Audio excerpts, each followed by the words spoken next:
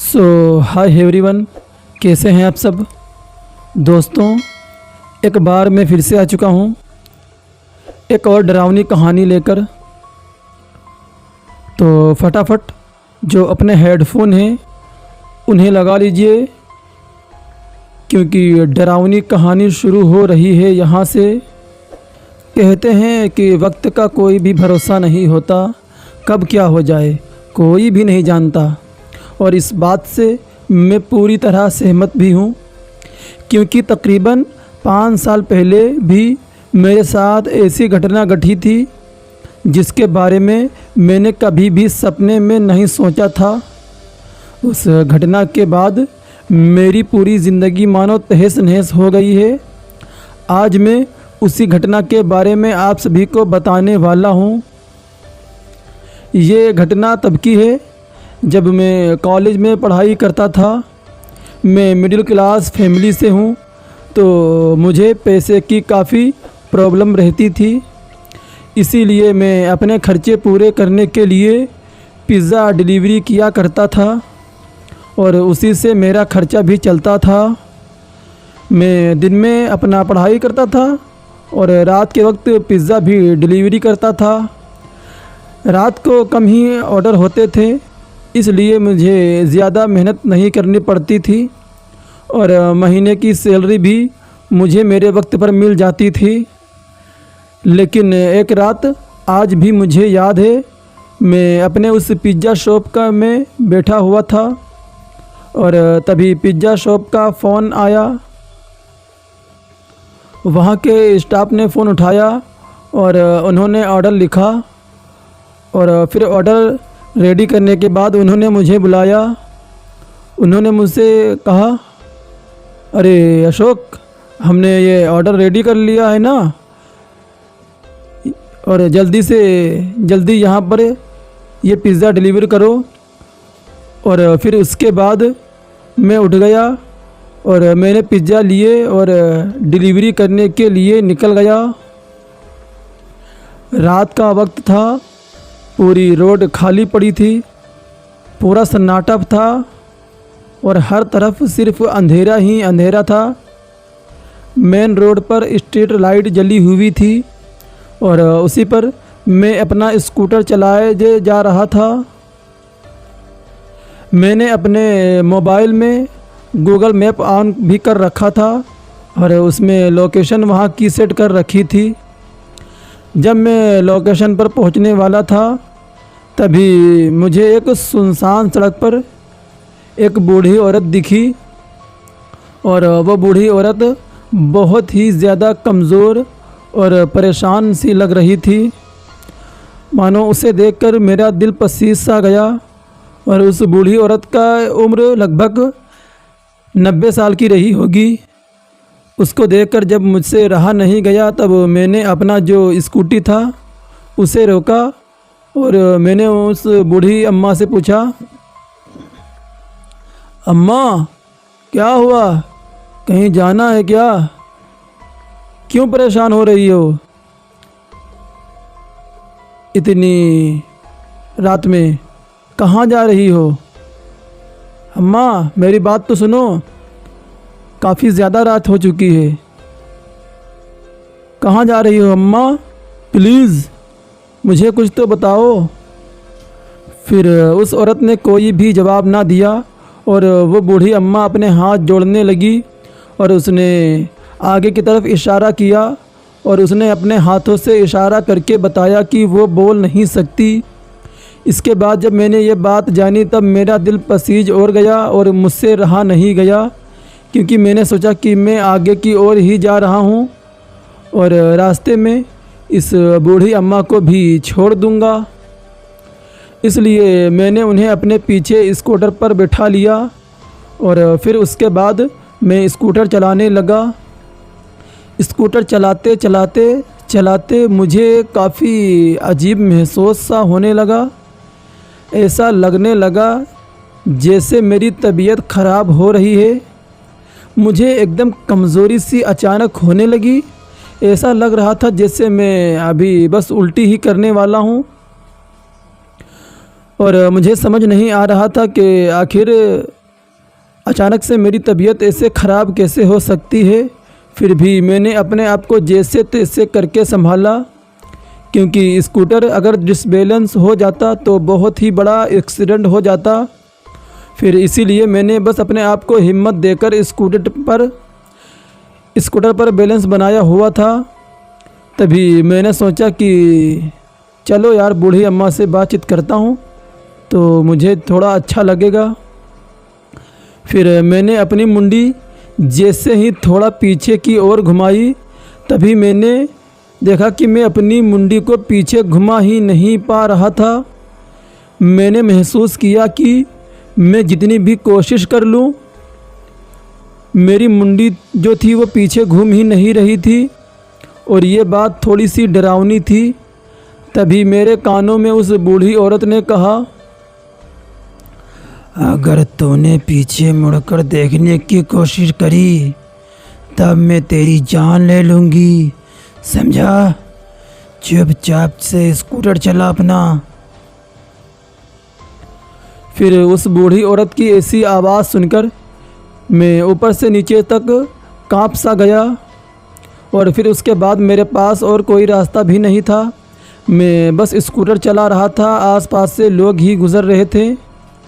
तो मैं सोच रहा था कि मैं किसी को इशारा करूं मदद के लिए, लेकिन मैं किसी को भी इशारा करता तो कोई भी मुझे कुछ समझ नहीं पा रहा था।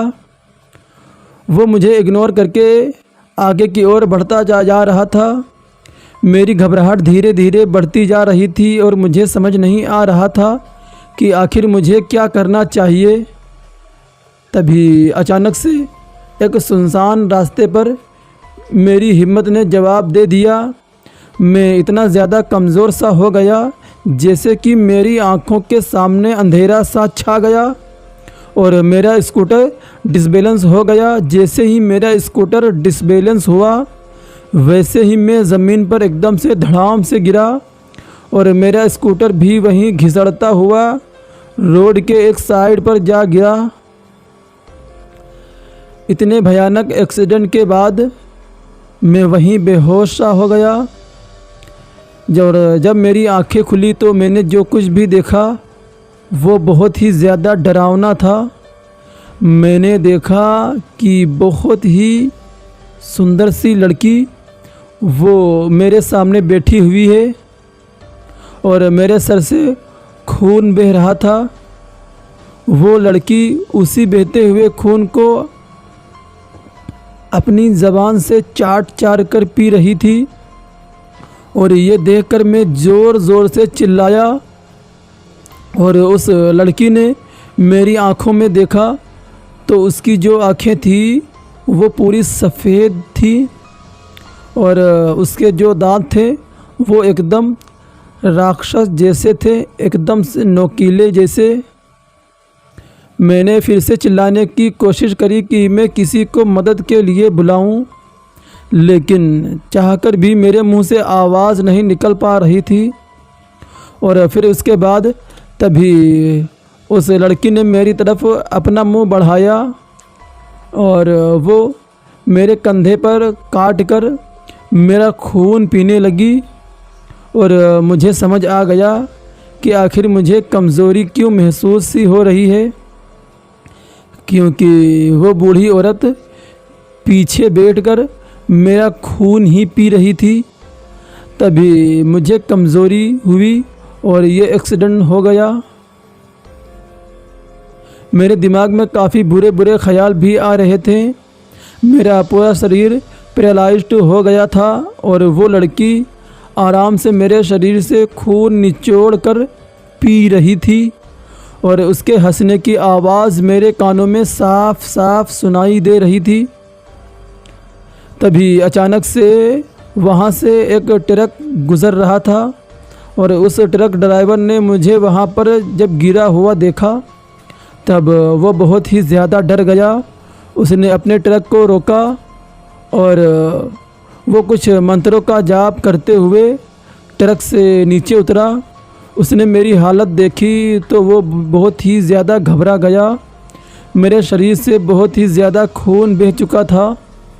उसने मुझे अपने ट्रक में बिठाया। उसके बाद वो मुझे पास वाले हॉस्पिटल में ले गया। फिर उसके बाद जब मुझे होश आया तब मुझे काफ़ी भारी भारी सा महसूस हो रहा था, काफ़ी कमज़ोरी हो रही थी। जब मैंने अपनी आंखें खोली तब मैंने देखा कि मुझे ग्लूकोज चढ़ाया जा रहा था। धीरे धीरे मेरे शरीर में ताकत आई और जैसे ही मुझे होश आया और मैंने सब कुछ धीरे धीरे समझा तो उसके बाद मानो मेरी दुनिया ही उजड़ गई। मैंने महसूस किया कि मेरा एक हाथ था ही नहीं। उसके बाद जब मैंने देखा कि मेरा एक हाथ डॉक्टर ने काट दिया है तब मैं ज़ोर से चिल्लाया और रोने लगा।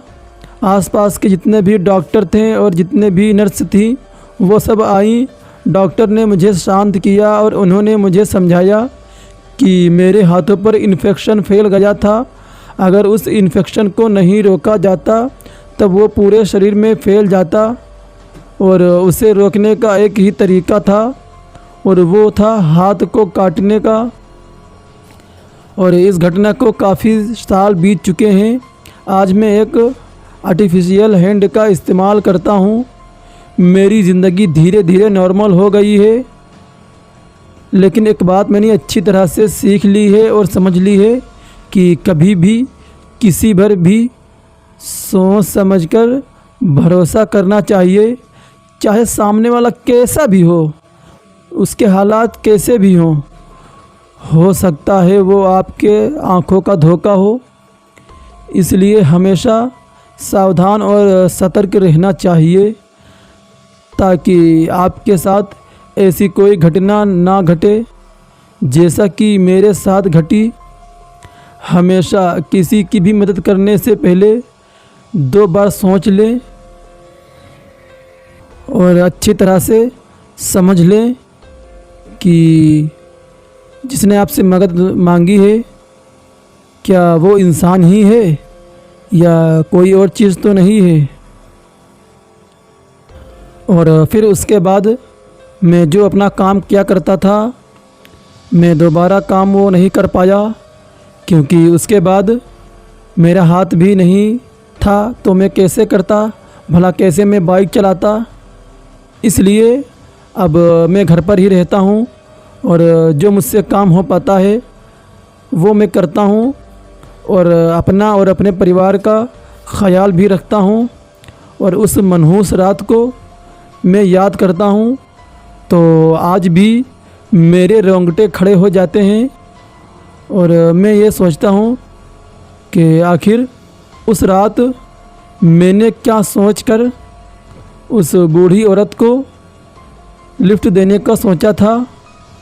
बस यही मेरी एक गलती थी कि आज मैं वही गलती भुगत रहा हूँ।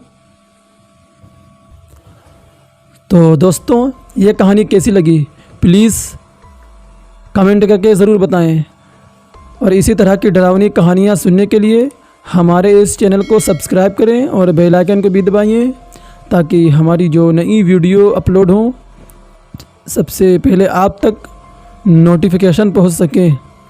फिर आपसे मुलाकात होगी एक और नई वीडियो में।